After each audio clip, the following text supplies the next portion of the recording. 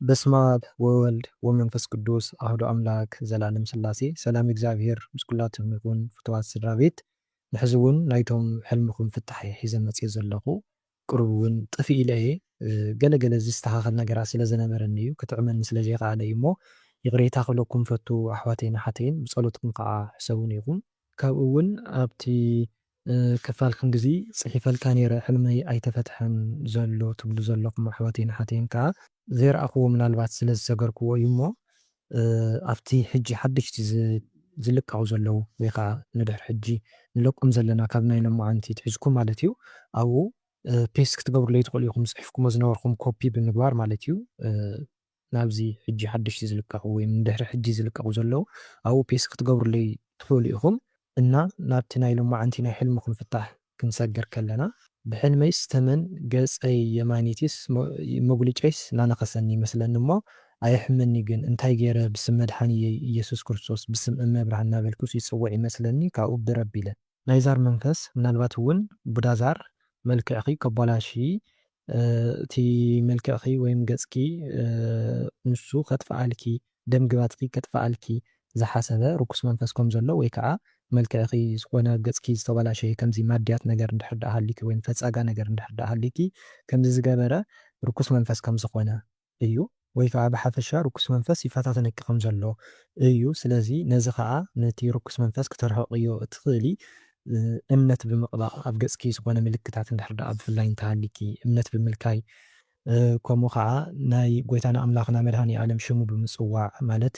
መልክዓ መድሃኒ ዓለም መልክዓ ኢየሱስ ከምዝታት ድርሳነ ማህያዊ ብምፅላይ በቲ ዝፀለኹሉ መፅሓፍ ጌርኪ ገፅኪ ብምድሳስ ወይ እውን ናይ ኣዴና ቅድስት ድንግል ማርያም ናይ እመብርሃን ውዳሴ ማርያም ብምብፃሕ እንድሕር ዳኣ ተብፅሒ እንተኾንኪ ከዓ ብኡ ትቃወሙ እዩ ከም ዘለኺ ስሩሕ ክሰርሕ ከም ዘይከኣለ እዩ ስም እግዚኣብሔር ስለ ትፅውዕ ዘለኺ ንወላዲት ኣምላክ ስለ ትፅውዕ እያ ዘለኺ ክኸውን ይኽእል። ብሓፈሻ በቲ መንፈሳዊ ኣፅዋራት ትቃለስዮ ከም ዘለኺ ወይ ከዓ ክትቃለሲ ከም ዝግባእ እዩ።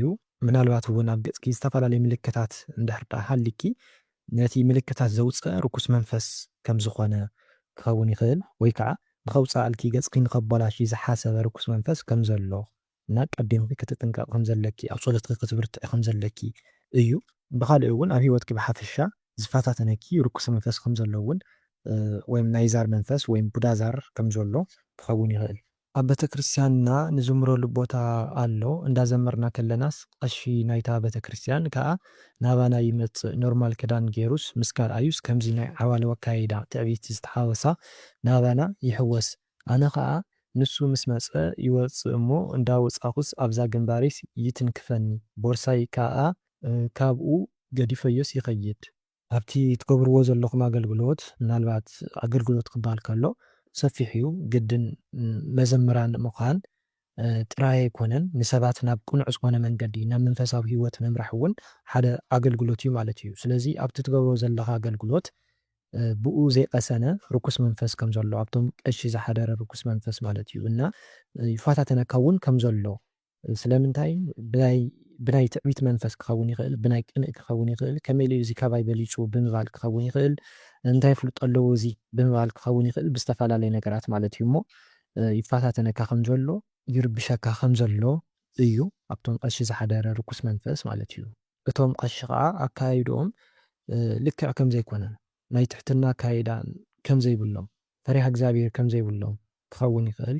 ቦርሳኻ ገዲፍካ ምውፃእ ግን ፅቡቕ ኣይኮነን እቲ ውህብታኻ ገዲፍካ ኢኻ ትኸይድ ዘለኻ ማለት እዩ። ብፈተና ክንፀንዕ ደኣ እምበር ብፈተና ዘለና ፀጋ ዘለና መክሊት ክንቐብር ወይ ከዓ እቲ ውህብተና ደርቢና ክንኸይድ ብምፍራሕ ይኹን ብዝተፈላለዩ ነገራት ማለት እዩ እሞ ኣብ ፀሎትካ ክትብርትዕ ከም ዘለካ እግዚኣብሔር ኣምላኽ ክትሓትት ክትብርትዕ ከም ዘለካ ነቶም ቀሺ እውን እንተኾነ ናብ ልቦም መታን ክምለሱ ፀሎት ክትገብረሎም እንተዘይኮይኑ ከዓ ካብቲ ዘምፅልካ ፈተናታት ወይም በቲ ዝመፀካ ፈተናታት መታን ክትፀንዕ ፀሎት ክትገብር ከም ዘለካ ንዕኦም እውን ልቦና እግዚኣብሔር ኣምላኽ ንክዕድሎም ክትገብር ከም ዘለካ ካብ ሂወትካ ንክርሕቑ ክትገብር ከም ዘለካ እዩ ማለት ብፀሎት ማለት እዩ።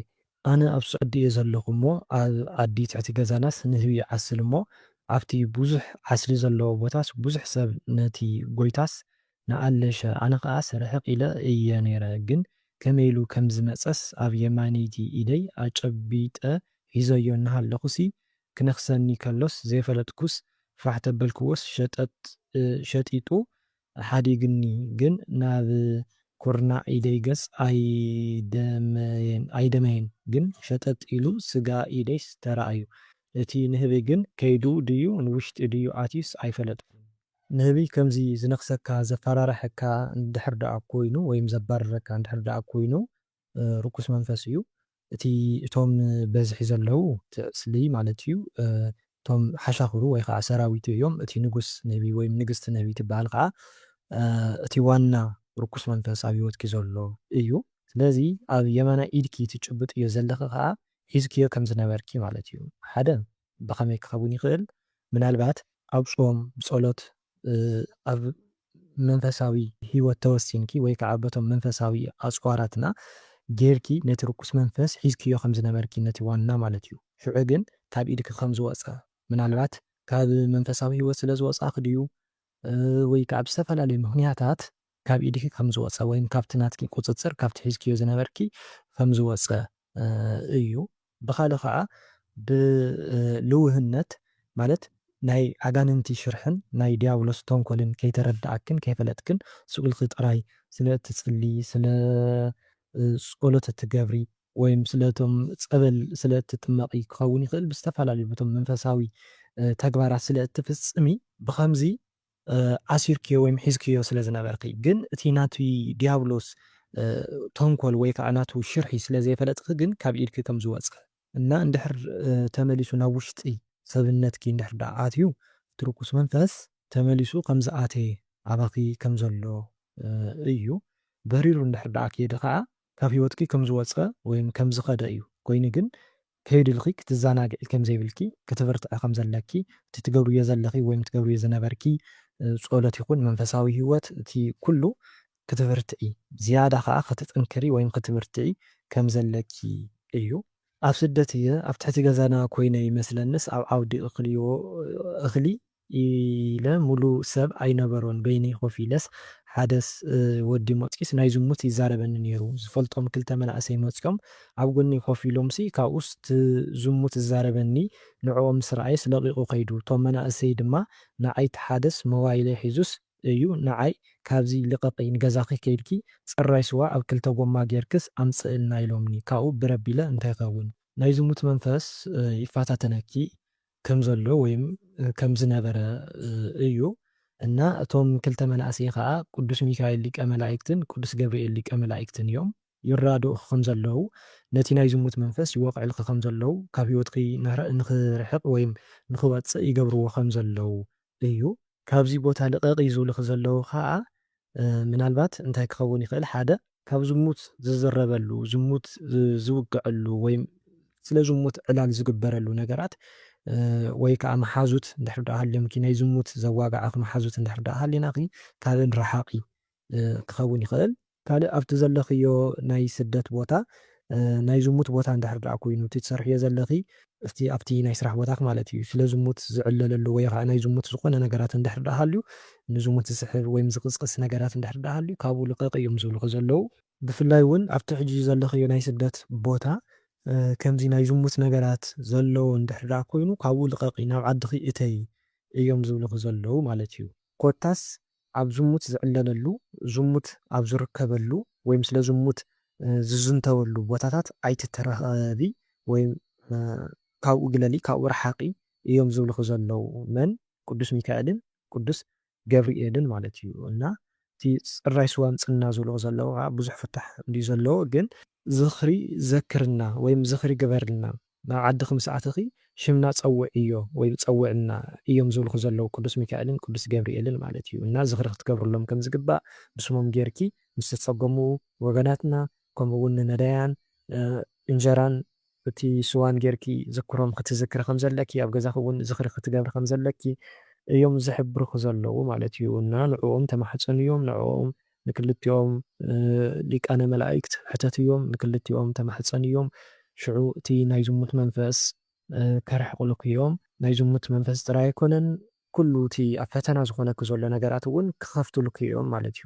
ብዙሓት ቁማል ኣብ ክዳን ምርኣይስ እንታይ እዩ እናገለጽኩስ ኣብ ጻዕዳ ክዳን ይርኦም ይመስለኒ እንታይ እዮም እዚኦም ከ እንዳበልኩ ይርኦም ክቐትል እውንሲ ይምኩር ይመስለኒ ግንስ ብዙሓት እዮም ብዙሓት ርኩሳት መናፍስት ኣብቲ ጻዕዳ ክዳን ማለት ሃይማኖትኪ ኣብ ሃይማኖትኪ ኣብ ልቦናኺ ከምኡውን ኣብ ጸጋኺ ኣብ ሓዳርኪ ኮታስ ኣብ ሂወትኪ ሙሉእ ርኩሳት መናፍስት ከም ዘለዉ ወይም ሒዞምኪ ከም ዘለዉ ከቢቦምኪ ከም ዘለዉ ኣሲሮምኪ ከም ዘለዉ እዩ ኣብ ዙርያኺ ከም ዝርከቡ እዩ ርኩሳት መናፍስ ወይም ሰይጣናት ማለት እዩ እና እንታይ እዮም እዚኦም ማለት ከዓ ቀዳማይ ዘይነቕሐኺ ኩሉ ፈተናታት ዝመፀኪ ዘሎ ክኸውን ይኽእል እቲ ሓደ ሓደ ነገራት ዘሎ ኣብ ሂወትኪ ጎደለታት ዘሎ ኩሉ ነገራት ብሳይንስ ወይ ከዓ ብናይ ስጋዊ ኣተሓሳስባ ጥራይ ትሓስብ ከም ዘለኺ ከምዚ ዝገብረኒ ዘሎስ ናይ ሰይጣን ኢድ ይህልዎ ዶ ኸውን ኢልኪ ከምዘይ ትሓስቢ ክኸውን ይኽእል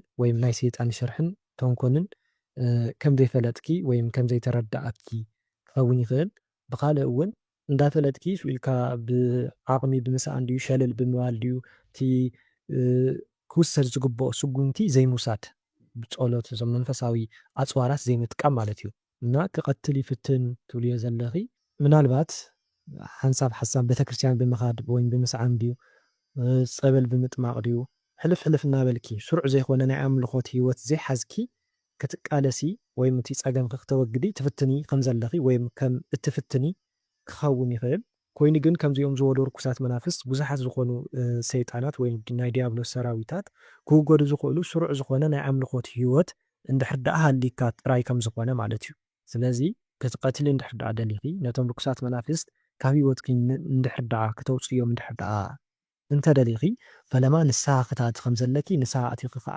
ፀበል ብምጥማቕ ጸሎት መዓልታዊ ብምጽላይ ከምኡ እውን ስግደት መዓልታዊ ብምስጋድ ናይ ኣምልኮት ግዜ ብምግባር ከተወግድ እዮም ክትቕንሱ እዮም ከም እትኽእሊ እዩ ብሕልመይስ ምስ ሓደ ዝፈልጦ ሰብስ ምግቢ እናበልዓና ግን እቲ ምግቢስ ፀብሒ ስጋ እዩ ነይሩ እቲ ስጋስ ከይተሓፀበ ምስ ፈርሱ እዩ ተሰሪሑ ካብኡ ኣነ ስክፍክፍ እናበለስ ምብላዕስ ይኣብየኒ እቲ ምሳይ ዝነበረ ሰብ ግን ስቕ ኢሉስ ይበልዕ ምናልባት ናይ ምግቢ መተት ወይ ከዓ ዝኾነ ድግምት ወይ መተት ማለት እዩ ወይ ከዓ ነገር ህውከት ዝኾነ ጽልኢ ትበልዑ ከም ዘለኹም ወይም ከም ዝበልዓኹም ዝኣትየ ዝኾነ ርኩስ መንፈስ ከም ዘሎ ናይ መተት መንፈስ ክኸውን ይኽእል ወይ ከዓ ዝኾነ ባእሲ ዝኾነ ጽልኢ ዝኾነ ህውከት ኢኹም ትበልዑ ዘለኹም ማለት እዩ እና ንስኽስኽፍ ክፍትልዮ ዘለኺ ከዓ ምናልባት ናብቲ መንፈሳዊ ህይወት ስለ ዝተጸጋዕኺ ወይም ጸሎት ናይ ወለዲ ስለ ዝሓገዘኪ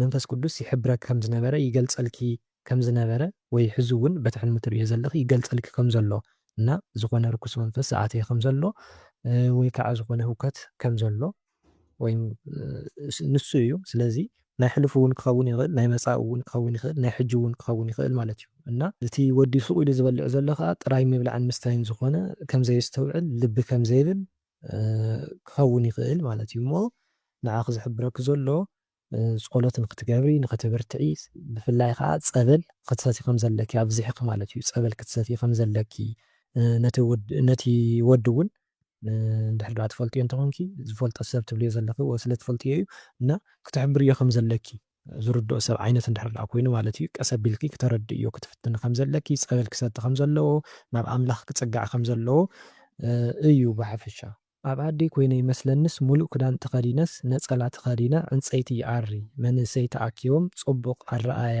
ናረኣዩኒስ ይስሕቁ ምናልባት ኣብ ስደት እንድሕር ደኣ ሃልዲኺ ናብ ዓድኺ ከም እተኣቲ ዓድኺ ኣብ ዓድኺ ከዓ ፅቡቕ ዝኾነ ሙሉእ ዝኾነ ሓዳር ከም ዘለኪ ወይ መነባብሮ ናብራ ከም ዘለኪ መንፈሳዊ ዝኾነ ማለት እዩ እና እቲ መነባብሮኺ እቲ ሂወትኪ ወይም እቲ ሓዳርኪ ከዓ ፅቡቕ እንጀራ ከም ዘለዎ ወይም ፅቡቕ እንጀራ ከም እትረኽቢ ኣብ ዓድኺ ኮይንኪ ማለት እዩ እቶም መናእሰይ ተኣኪቦም ፅቡቕ ኣረኣያ ብፅቡቕ ኣረኣያ ይርኡኒ ትብልዮም ዘለኺ ቅዱሳን መላእክቲ እዮም ስለዚ ቅዱሳን መላእክቲ ከዓ ወይም ቅዱሳን ከዓ ምሳኺ ከም ዝኾኑ ኣብ ጎንኺ ከም ዝኾኑ ሓዳርኪ ከም ዝባርኹ መናብራኺ ከም ዝባርኹ እዩ ብኻልእ እውን ምናልባት ናብ ስደት ትወፂ እንድሕር ደኣ ተሓስቢ እንተሃሊኺ ናብ ስደት ኣይትኸዲ ኣብ ዓድኺ ኩኒ ኣብ ዓድኺ ፅቡቕ ዝኾነ መነባብሮ ፅቡቕ ዝኾነ ሓዳር ፅቡቕ ዝኾነ ናብራ ፅቡቕ ዝኾነ እንጀራ ክህበኪ ኢኺ ዝብለኪ ዘሎ ኣምላኽ ማለት እዩ ወይም ቅዱሳን ዝብልኩ ዘለዉ እሞ ኣብ ዓድኺ ክትነብሪ ከም ዘለኪ ናብ ስደት ክትወፂ ከም ዘይብልኪ እዩ። ጀዋልካ ብሕልሚ ሓደ ወዲ ሓንቲ ጓል እናወሰድዋ ምርኣይከ እሞ ከዓ ዘይፈልጦም ካብኡሲ ጭንቕ ይብለኒ ኣብ ስደት እየ ዘለኹ። እቶም ሰባት ርኩሳት መናፍስቲ እዮም። ስለዚ ቀዳማይ ሞባይልካ ማለት ሓዳር እዩ።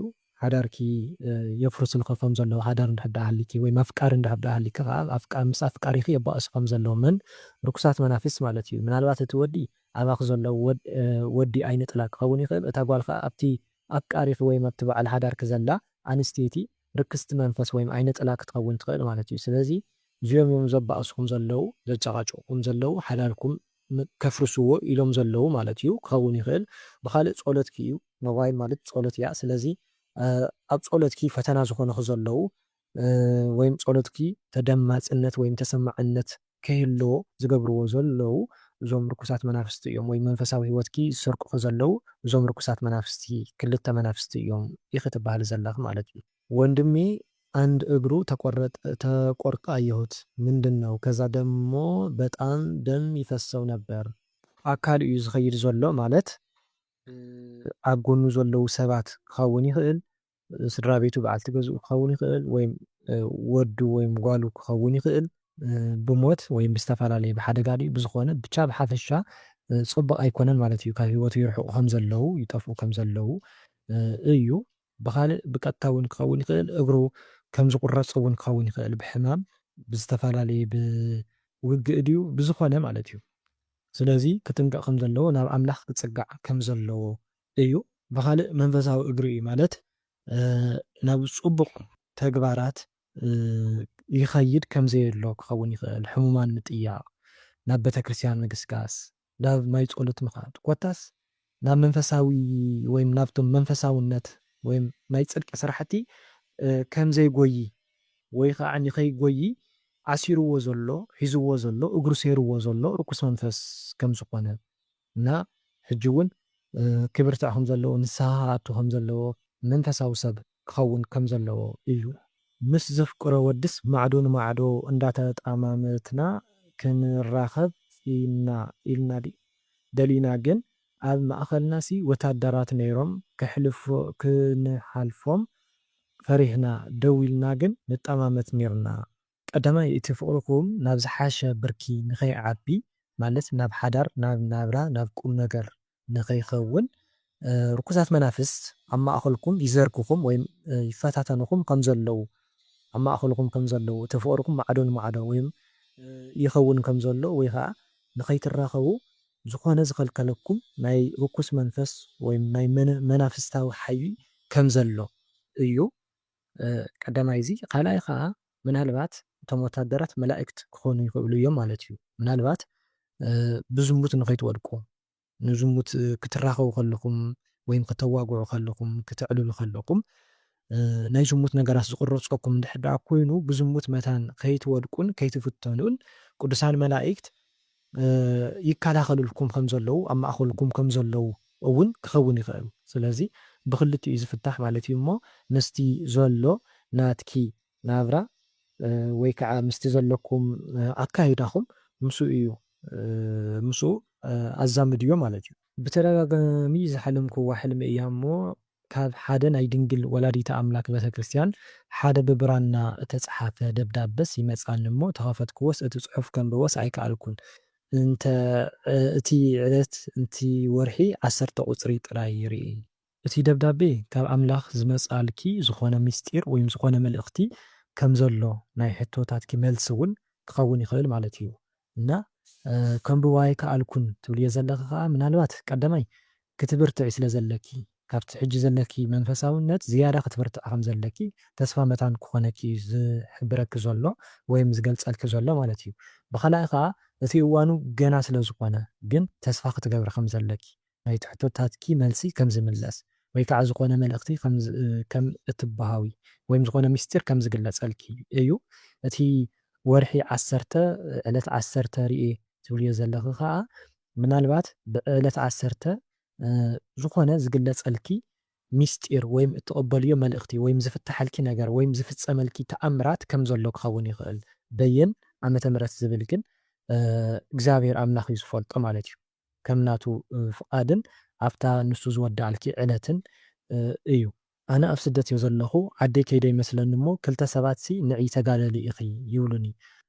ኣደዋይ ድማ ዝተወሰና ክዳውንቲ ትቋፅረለይ እሞ ኣነ ድማስ ዓጆኸ ኣደዋይ ኣይትጨናነቒ ኪዳነ ምህረትን ገብረ መንፈስ ቅዱስን ሒዘስ ምንም ኣይኮንን ይብላ እሞ ኣደዋይ ግን ስቕ ኢላ እያ ትርእየኒ ማለትስ ምንም ኣይትናገረንን። ካብኡ እዞም ክልተ ሰባት ንሓንቲ መሓዛይስ ከምፅእዋ ይኸዱ ምሳይ ናብ ምግዳል ክትኸይድ።